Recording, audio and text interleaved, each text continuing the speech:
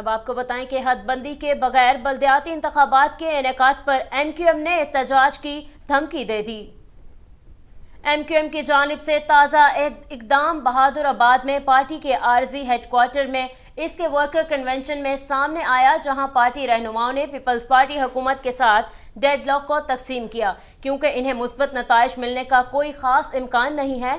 ताहम MQM रहनुमाओं का इस हवाले से कहना है कि वज़ीर आज़म शहबाज शरीफ की हुकूमत को इक़्तिदार में आए अभी 9 माह ही हुए हैं। सिंध हुकूमत की हुक्मरान जमात कराची और हैदराबाद में बल्दियाती इंतखाबात को नई हदबंदी तक मुअख्खर नहीं करेंगे। 15 जनवरी को शेड्यूल के मुताबिक ही इसका इनेकाद करेंगे।